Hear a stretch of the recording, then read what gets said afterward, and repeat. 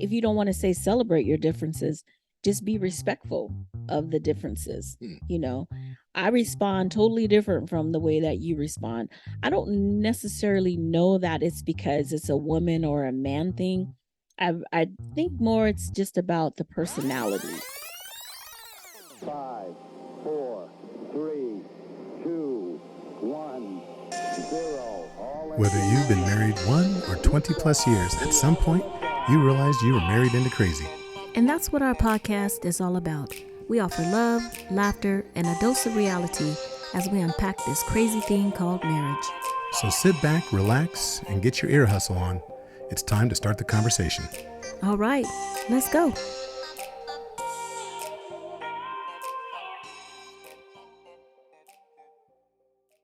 Yo, what's up? It's your boy ET. Look, if you're looking to or you got to raise the bar on your marriage, you gotta click the link and get into Married into Crazy, y'all. I'm telling you, this coaching is gonna take your relationship to another level. Now look, you already know you need to raise the bar. You know that already. So stop thinking or overthinking. Click that link, and Marriage into Crazy is gonna take you and your spouse to marital bliss. Now you know. Click the button. Let's go. Welcome to another episode of Married into Crazy with Snooks and Lovey. I'm Lovey. Snooks. I And had to make sure that the microphone was on. oh my Sorry. goodness. So she always says, so here's what happens, folks. I start off the podcast saying, are you ready? I'm gonna hit record. Mhm. Yes, I'm ready. I'm like, okay, you sure you're ready? Yep, I'm ready. Mhm. And then as soon as I hit record, she starts doing stuff. No, I just want to make sure that you did not forget something. Because before, and see, I didn't even check to make sure that we're recording off of the microphones instead of the computer. Because that's happened before. It So has it's just being fair, you know. So that's just it. So anyway, welcome back to another wonderful episode of Married into Crazy with Snooks and Lovey. I'm Snooks. He's Lovey. and this is marriage, y'all. I'm just telling you, this is marriage. Wow. Look, for those of you that aren't familiar with the Married into Crazy podcast, we want you guys to understand that what you hear, this banter is 26 years in the making. We've been married for 25 plus years, and it's one of those things where we just kind of get into it. And there's going to be lots of love, lots of joy, but there's also what? That I see that wasn't look. getting into it. It's like we just get into it. I'm just like, that was just me looking. See, I was talking about the podcast, but that's okay. That was, See, no, folks, you wasn't. see what she No, you does? weren't. Okay. Mhm. Whatever. Low key, like if you guys like, if you see in the chat or whatever that I start typing help, you know why. But no, we Rolling want to my thank each eyes. and every one of you for coming back. We've been married for 20 plus years, 25 plus years, Mhm. as I had stated earlier. We met under some really interesting circumstances. You have to go back to the very first episode, Bamboozled, to actually hear that story, which we'll probably revisit in a few episodes. And there's just a whole lot of stuff that happened. I got stabbed, had open heart surgery. Oh, I got stabbed by her ex-boyfriend, by the way, after he attacked her. 2 open heart surgeries. I wasn't good enough for her, so then she asked for a divorce. She did ask for a divorce. It wasn't that I wasn't good enough for her. It was just that I had a lot of growing up to do. So we went through some stuff, and there was a journey along the way. And so we share a lot of our story, and we bring you the stories of other couples via interviews.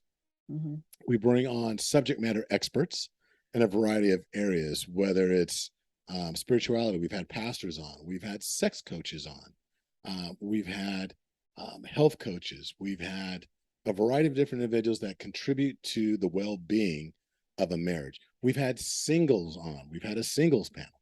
So many different things that we do to really invest in your relationship, because I think that it takes a lot of different perspectives to help us really, A, appreciate what we have, but B, also give us some tools and some resources to add to our little grab bag, if you will, of tricks and things to move forward in the trade. What? Tricks. Like, we have tricks for our marriage? Tricks aren't just for kids. Tricks in our grab bag. I was like, what is he talking about? She doesn't understand the Jedi mind tricks that I play on her. Okay.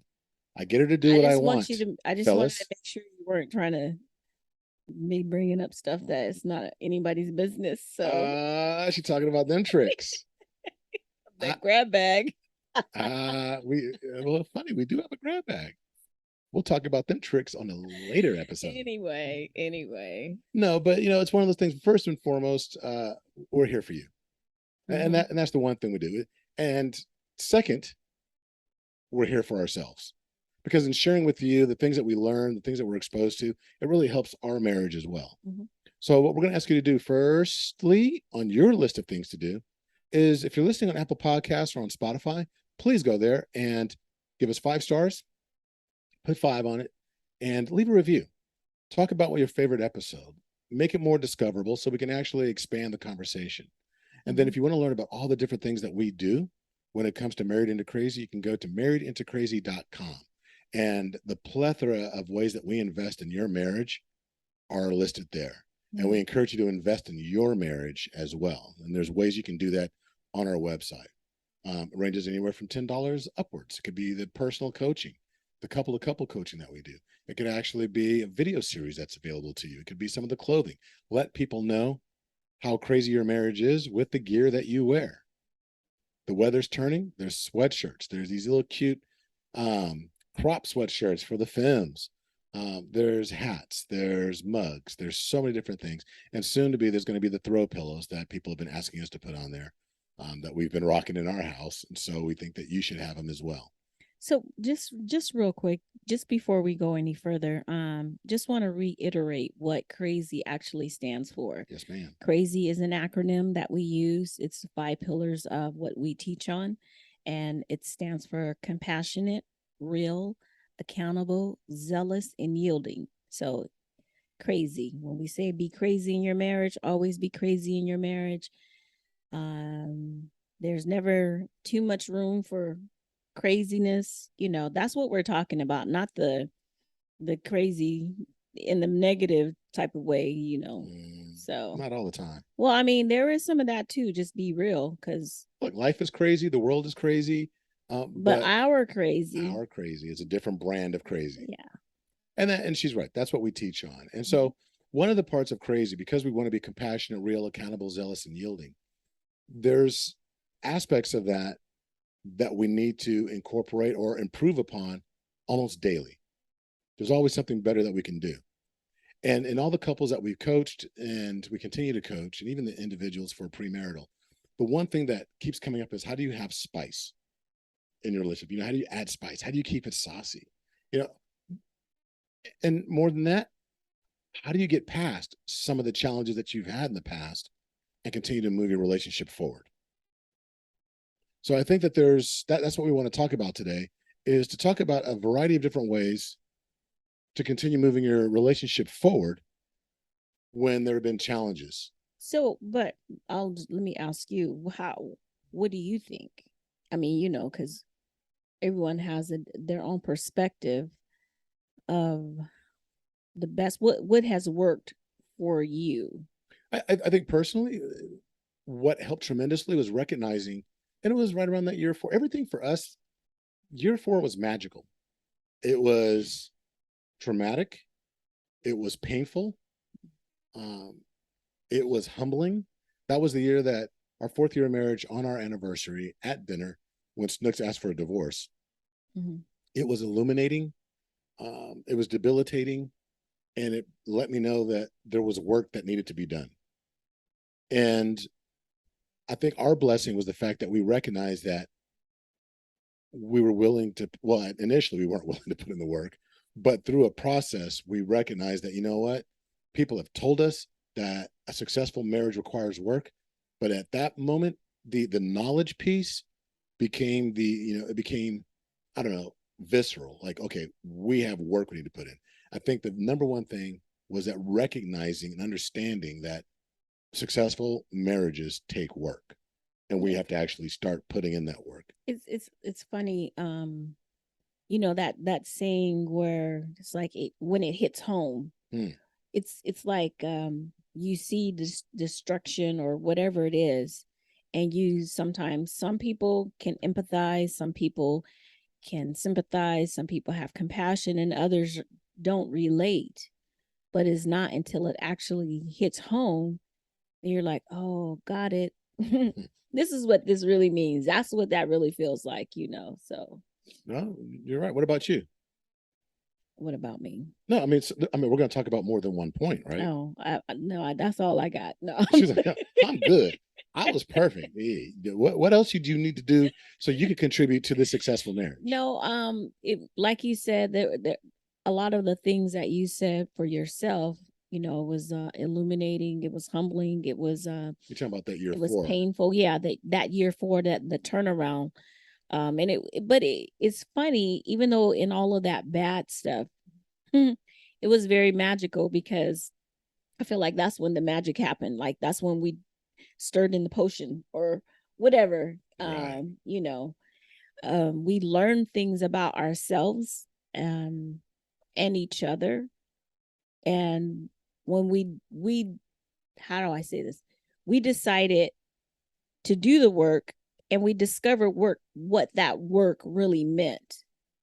Because a lot of times, I'm sorry, but a lot of times when you hear people, it's like, oh, it takes work, and it's always negative. It's almost like Right. crazy. You hear crazy, and immediately some people will think the negative. Same thing about putting in the work for your marriage. It's not negative. It's just work. Work is work. It's what it is. But I guess it is, it depends on what work means to you. The relationship you have with that phrase and I guess the perception that you have. But I will say Mhm. this, and you probably, we should have prefaced everything with this, that sometimes the things that we want are on the other side of pain, right? So the majority of the things that we truly want in life, Mhm. oh, I want $1 million in the bank. It's going to require a level of sacrifice that you've never had before. It's going to require you to do things that you've never done before. It's going to require you to stand out. And there's pain involved in that because not everything, there isn't a single billionaire that's going to be able to tell you, or a single, multimillionaire that's going to be able to tell you that I got here without sacrifice and pain. But the things that we most want in life, even in our relationships, are always on the other side of adversity. That's true. Because I want to lose 20 pounds. And it's on the other side of a lot of work. Not for you, but I mean, for everybody. I want to No, for lose me. weight. I want to get a degree. I want to, All of those things. the process is always somewhat painful. You got to get out of that Mhm. comfort zone. That process is something that's going to take work, but the thing you want is always on the other side. It's just a matter of, are you going to stick with it long enough? And part of that realization, this is the second thing, is that I had to realize that I can't change you. You asked for the divorce. And I immediately thought, she's out of her mind. But it wasn't about me having to change my partner, changing you. I had to recognize that things I needed to do, that I had to change myself. And if I could change myself for the better and contribute at a higher level, then that's all I can control, controlling the controllables. I can't control what you're going to do. Mhm. But I had to trust and pray that you were going to do what you needed to do. I was going to do what I needed to do. And I wasn't really necessarily even concerned with what you had to do. I had to work on me, whether it was going to be in this relationship or the next. But I had to work on me to be able to contribute at a high level.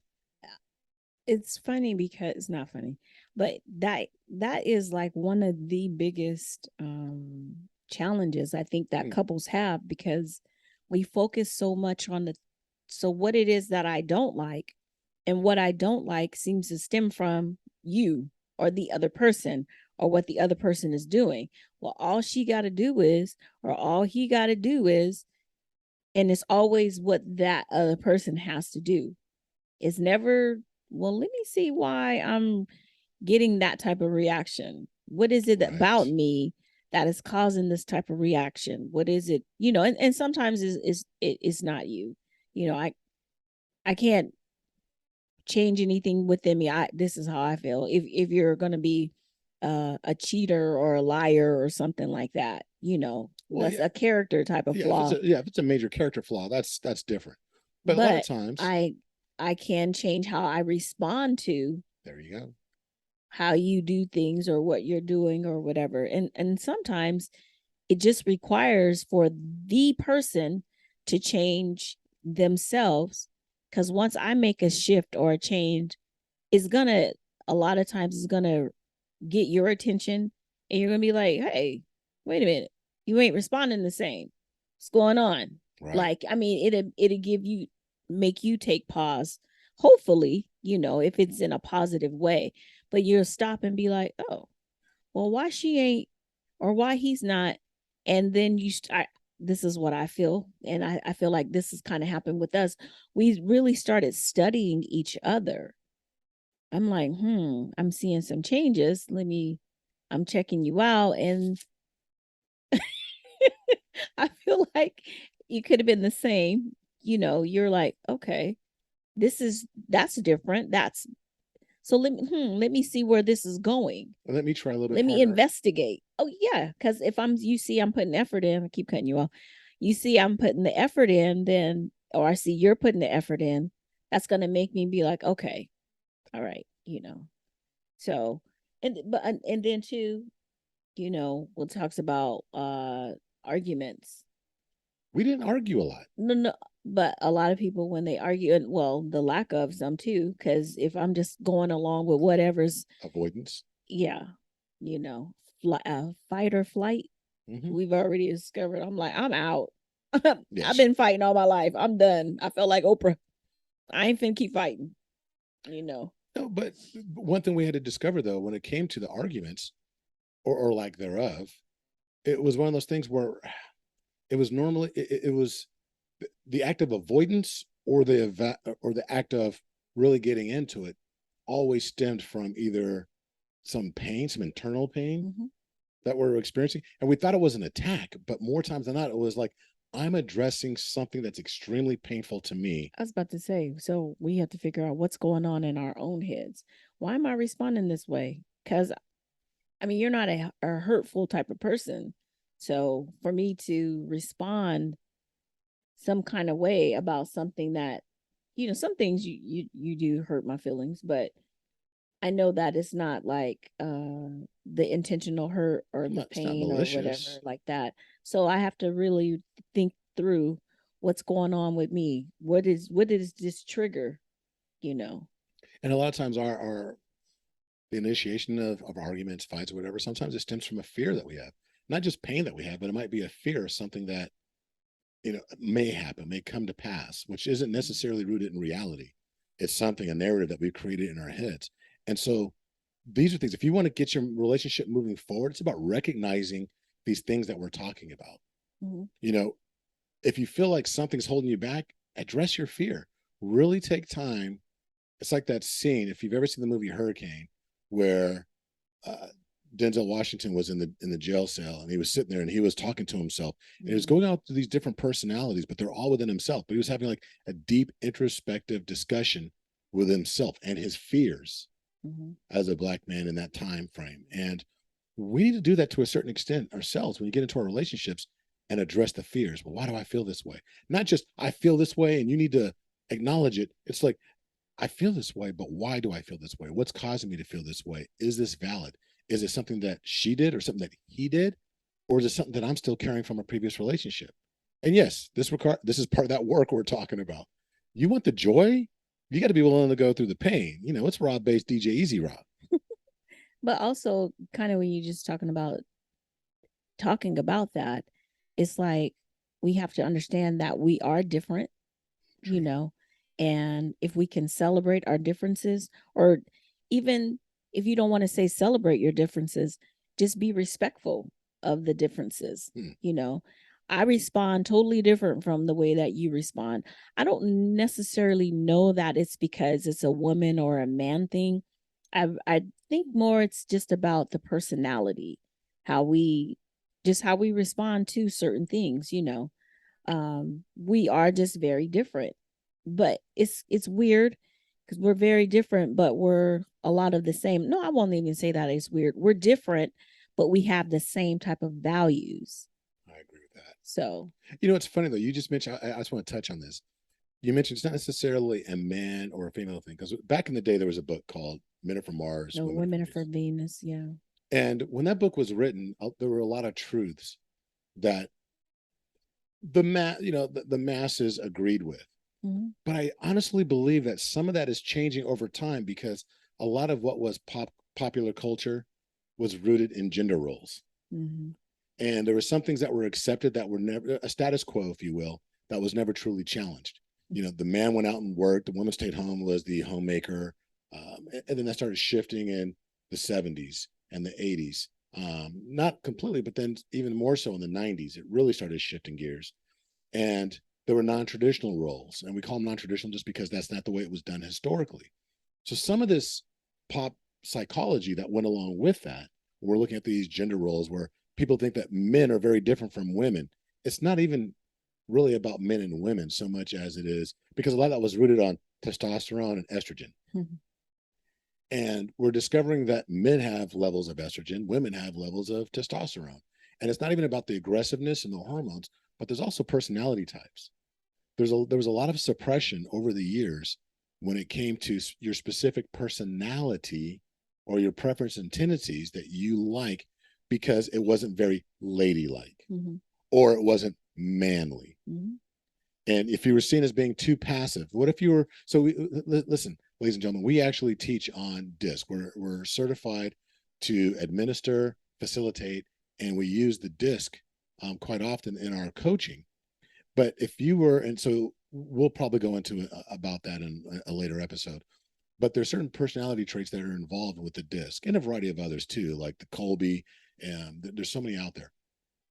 But if you were what we call a ground screw, or you're very high in that stability, the S, when it comes to DISC, you're very accommodating. You wanted to make sure you're very team oriented.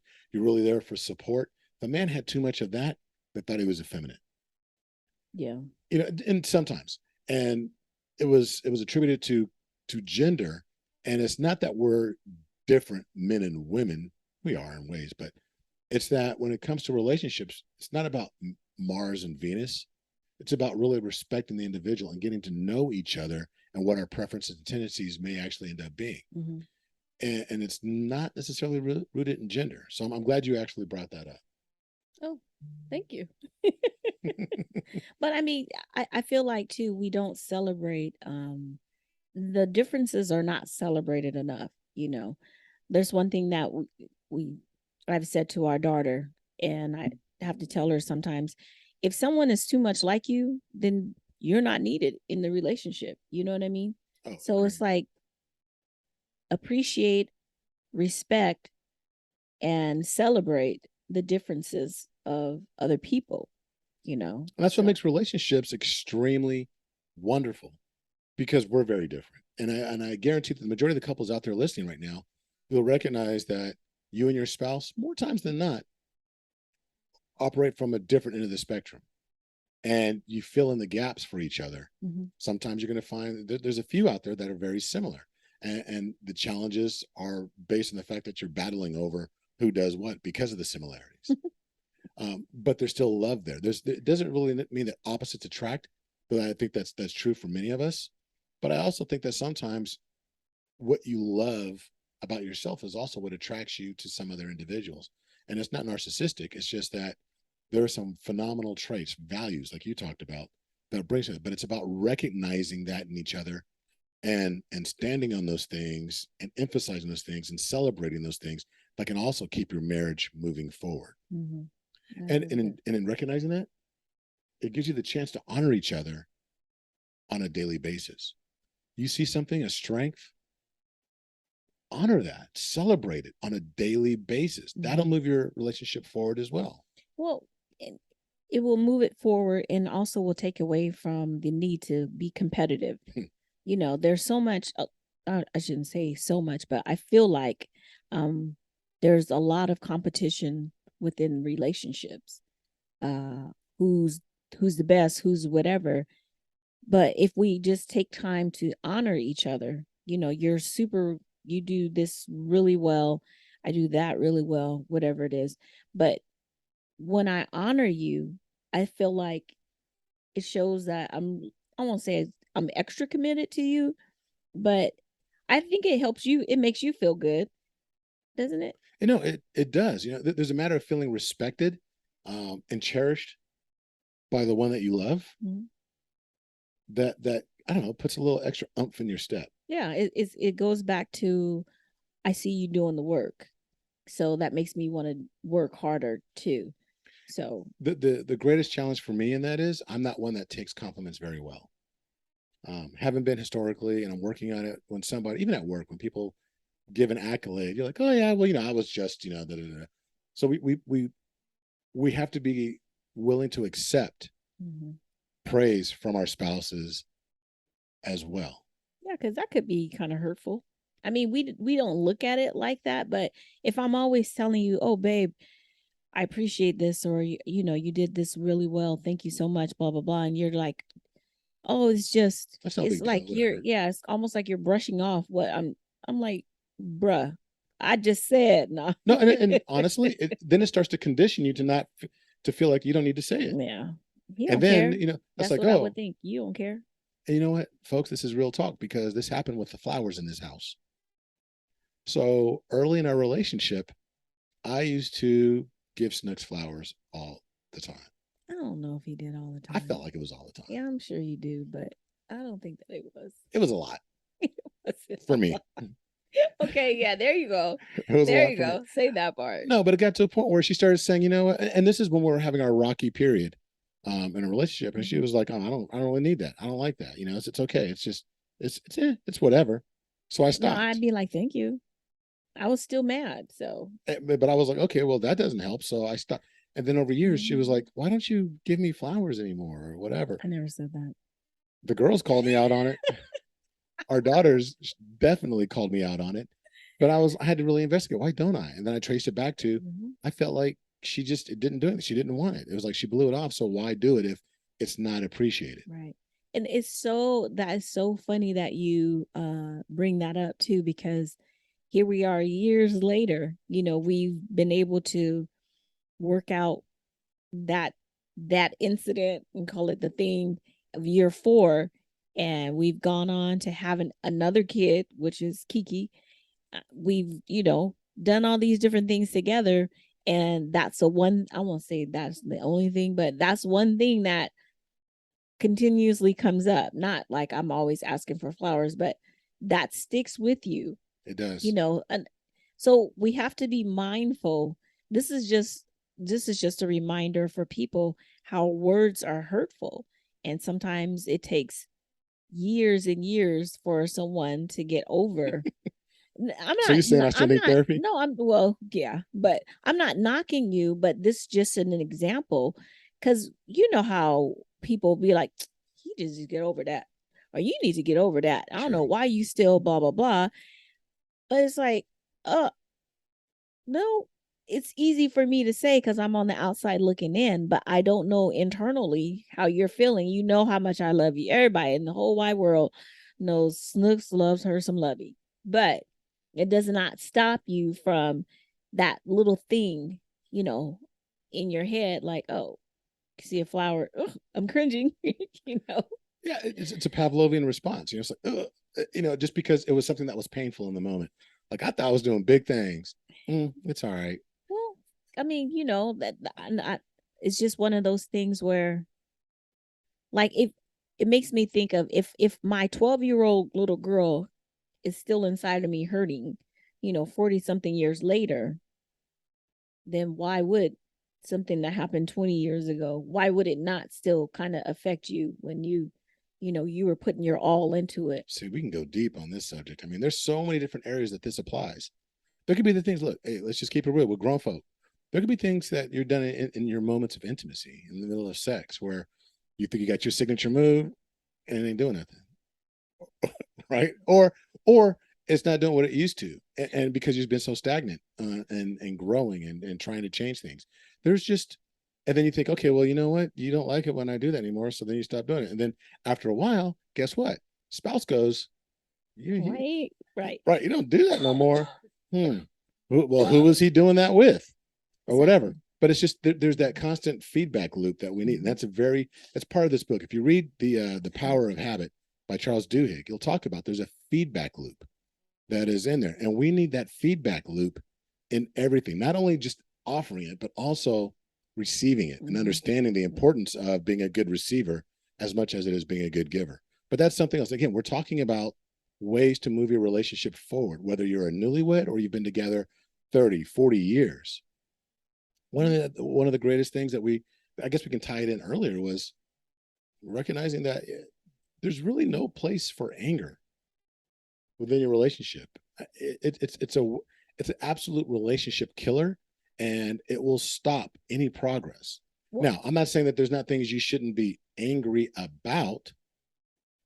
well, I think it depends on, what your response is in your anger. Because some people get upset and Lash out. lash out, but other people get upset, they hold it in. Some people get upset and they're mature enough to be like, you know what? I didn't appreciate it, nor did I like when XYZ happened. So I think it's just a way, the response of what we're I feel doing that. with those emotions. Because what does the Bible say? The Bible says, be Respect your husband. Oh, what part are you talking about? that's the one scripture he knows. No, but be quick to speak or slow to Slow to anger. anger. Slow to I mean, anger. the part before the slow to anger part, I can't remember. I want to say that's what it is, but we have to remember that be slow to anger, because sometimes misunderstandings happen, Yep. and then all of a sudden we're blowing it out of proportion, and there are things that you could say that you can't take those words back. It's not like you can regurgitate, the words, like you gave that illustration a while ago about the fence and the knives. I can throw the knives in the fence and I can go take the knives out of the fence, but the damage to that fence is done. To never be, I can't cover it up. Have to replace the whole fence with some new wood. And unless you're trying to replace your whole relationship with another man or another woman, be very careful. So yeah, let me switch that. Instead of saying anger is a waste of time, let's just say that be slow to anger. Take time to calm down. Recognize why you're angry, why it's affecting you, and talk about not that individual, but why that action made you angry. Yeah, anger is like the root and the fruit. So the anger is the fruit.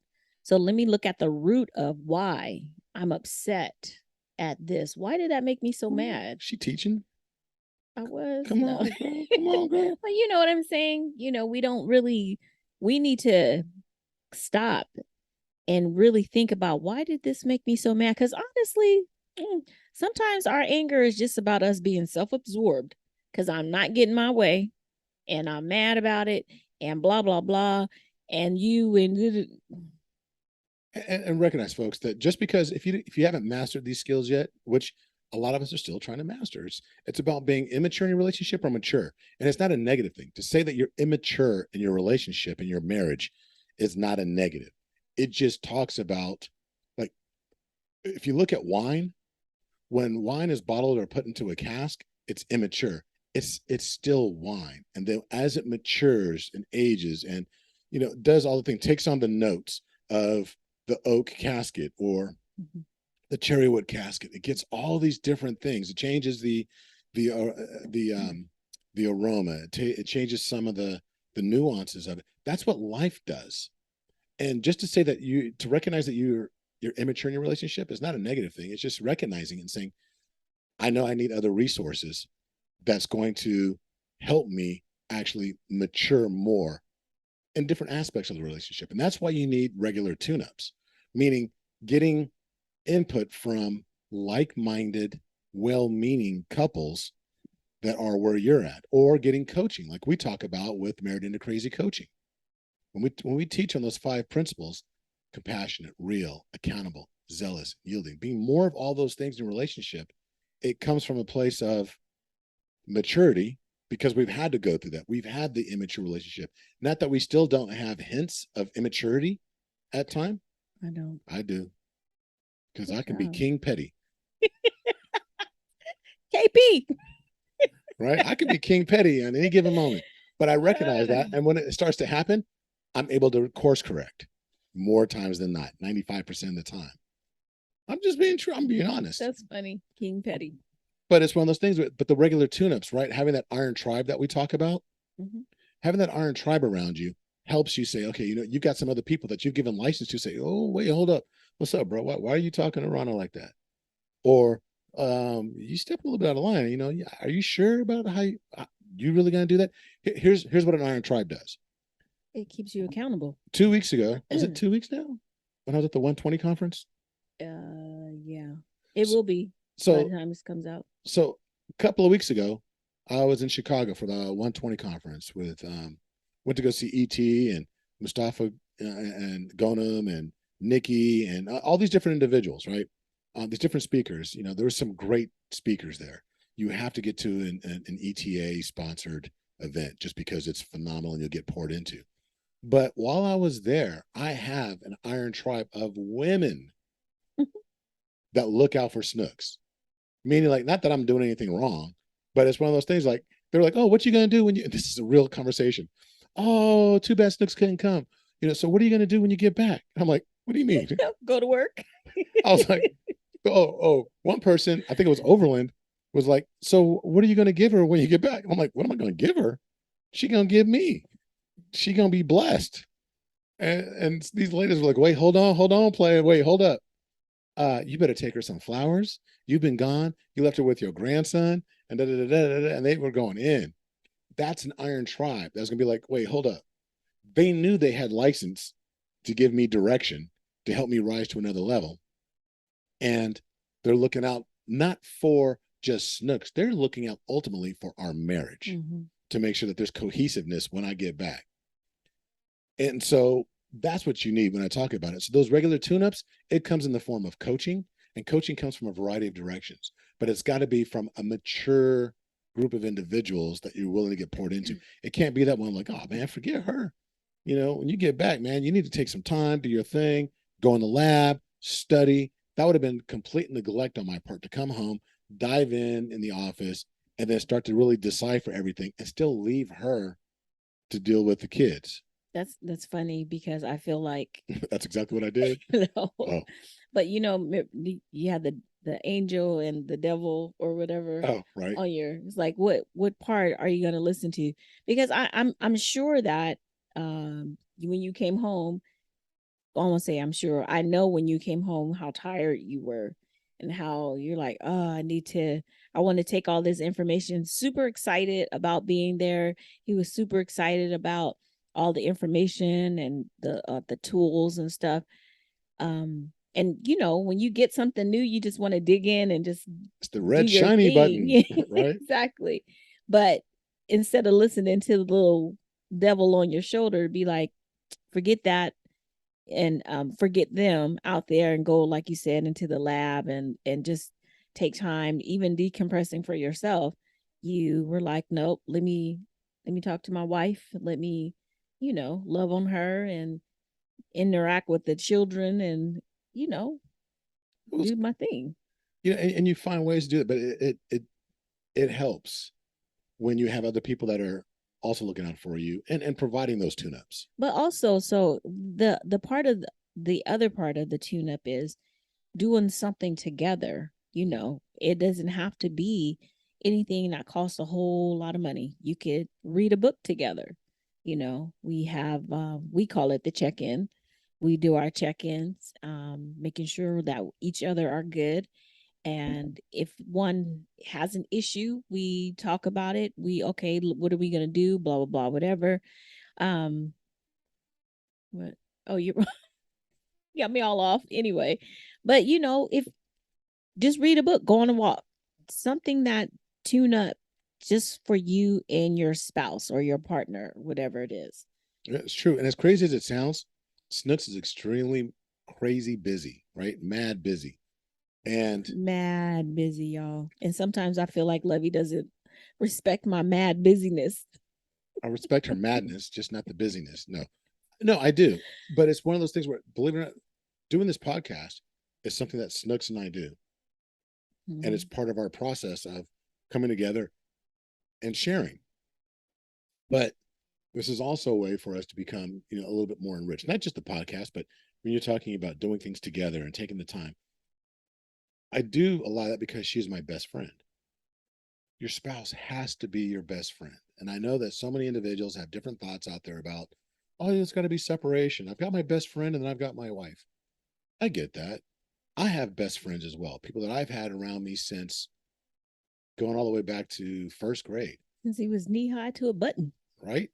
I have friendships go all the way back to first grade, but my best friends go back. I have one that goes back to fifth grade, and I have like three others that go back um to like my ninth grade year in high school. And we're tight as can be. We're family. But as tight as we are, my truest best friend is my wife. And I look forward to her. I can't wait to actually, confide in her, talk with her, seek consultation with her, asking her advice on things. Going out, I get excited about I want to go do stuff. And then it breaks my heart when she doesn't want to. Like I wanted to go on a safari in Barbados. She didn't want to go. My best friend didn't want to go. And I didn't want to go by myself. Now, there are things I will do by myself, but in those instances, I want to share it with her. Mhm. And we have to have those things that we do together so that way you can find a way to stay best friends, Yeah. become and stay. I believe I agree with that. I totally agree with that. I like you said, there's differences, I guess, about your spouse being your best friend. Kind of just like you said, you navigate, and I'll say this about Lovey. Lovey can navigate the best friend folder very well because I know that we are best friends, but I also know that he has his majors. Majors and my He minors. has majors and his minors, but he knows how to navigate that. I never feel like, oh, you spend more time with them or you act like you want to spend more time with them. I never feel anything like that, and I think that you would say the same thing. It's not ever a matter of, is my best friend that's outside of my marriage going to harm my marriage or take away from my marriage or take away from what it is that we do together as best friends. They have their positions and they have their roles, and I have mine. And real talk. If anybody's listening to us right now and thinking, I don't know, man, I need to get away. I just need time away. I'm going to challenge you in that thought. Yes, we all need time to decompress and have our alone time, but I'm going to ask you to challenge yourself in why do you feel like you really need to get away? Now, I want to go hang out with my boys. There's times where I want to go coach. I need my away time where I get on the court and I'm coaching with the girls and my fellow coaches. And I need that because it fulfills a part of something that's part of my core values, the things that I need, that I like to do. But if it ever got to a point, because I've been in relationships where it was like, I can't wait to get to the gym just to hang out, just to get out of this house. I can't wait to get to the club with my boys. I can't wait to go golf, just so I can, these different things. And I recognize the feeling between needing to get away because I felt like it's not someplace I want to be at home. And I that's very different from my time. Like, okay, I need my Zen moment where I go over here because I need to fulfill this part of me as well. Not that my wife doesn't fulfill me, but it's one of those things where there's other parts. We're multifaceted individuals, and there's certain facets that need to be filled. That Snooks won't let me coach her. She won't let me. My daughters wouldn't let me coach them all the time in volleyball. But I got a bunch of other little girls that will actually let me coach them in volleyball, and they actually place value on what I have to say. And I need that fulfillment. But that's something that Snooks wouldn't give me. She's like, please, I won't even let you coach me on how to cook some rice. Wow. Are you serious right now? Wow. Okay. No, but but here's the flip side of that. As much as we've said that your wife should or your spouse should be your best friend, each of us are responsible individually for our own happiness. No one's going to complete you. And I think that that's something that's very important. You probably need to say it out loud again for the people in the back, because we have this thing in our heads like, oh, and I've said it too, he just makes me so happy. No, you don't make me happy. You make me feel good. Do you make me happy? I think I contribute to the happiness. You contribute to the happiness. It's not like I was so downtrodden and then Lovey came along and I'm just like, hey girl, I'm here now. Your happiness may begin. Right. I am Joy. You're Gaston from Beauty and the Beast or whatever. But we have to find our own happiness within ourselves, because there are, listen, in our relationship, as much as we love each other, as much as we why are you laughing? As adore each other, best friends or what have you, there are moments where I'm just not happy. And if I take it to the point where I'm like, it must be Lovey. The reason that I'm not happy is him. I'm just gonna try to get rid of him. Hey, and let's linger there for a minute.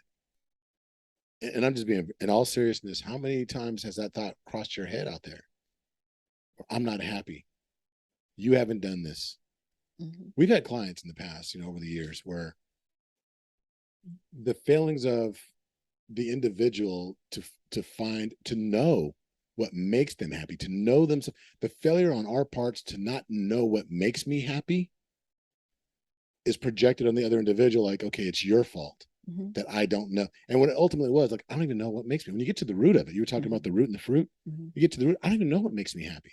So how fair or how unfair would you be, or are you being right now, to put that pressure on your spouse or your partner to say they don't make me happy, so I'm looking for something else, when in actuality, you need to be looking for yourself.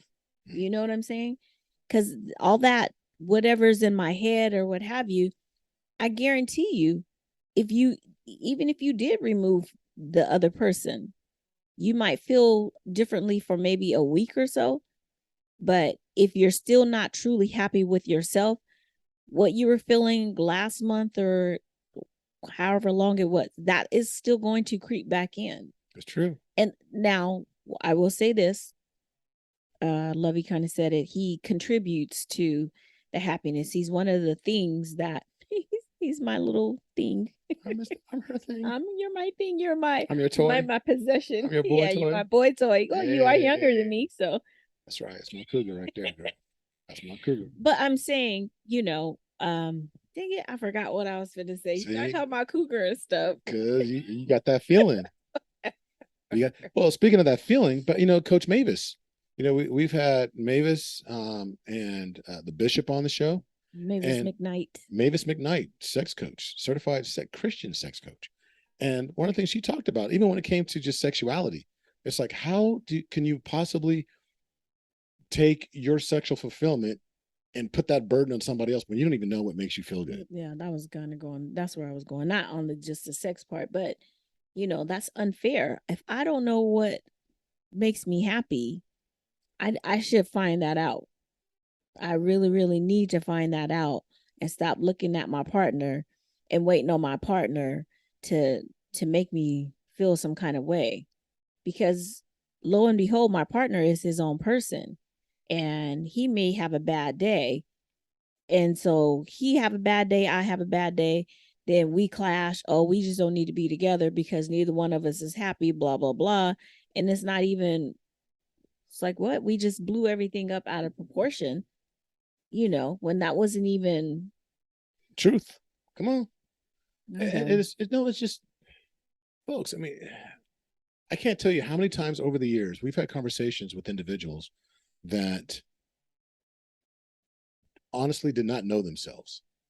There was no self-awareness because they went from being, and I'm just going to use an example, and I'm generalizing, but they went from being someone's daughter or son to becoming somebody's either parent or somebody's spouse, to becoming somebody's parent. And then they go through this entire life cycle. They're 20, 30 years invested. And at no point did they ever discover who they were. Their identity was caught up in being, I was your daughter or I was your son. Now I'm somebody's husband or wife. Oh, now I'm somebody's parent. Mm-hmm. Oh, now I'm somebody's grandparent. And you've been doing things to please your parents. You've been doing things to, your joy came from, or at least you thought you found success or a little bit of fulfillment, making your parents happy, making your spouse happy, keeping your children happy, keeping, playing with your grandchildren, keeping them happy. At what point did you take time to discover what made you happy? Mm-hmm. Y'all getting some free coaching right now. I should be charging for this, but it's one of those things where honestly, you don't know what brings you joy. So you can't place the burden of, oh, you no longer make me happy. Well, what makes you happy? Well, I don't know. I just know it's not you. Right. And that's not fair. No, that's not fair. So you got to get into it. That's the tune up, getting the coaching. And honestly, you have to give what you want to get. It's the give-get rule. We talked about this. That's part of our series when we get into raising the bar on your marriage. There is a section there called the give-get. And the give-get is you have to give what you want to receive. We've talked about this multiple times. In order to receive in order to get the forgiveness you need, you have to be willing to give that forgiveness. In order to receive the love that you want to have, you have to be willing to give that love. But it also comes back to knowing you, having that joy. But all these things, what? Yeah, and I just had some on my mind. Go ahead. What's on your mind? Well, just kind of the whole when you talk about be willing to give what you want to get.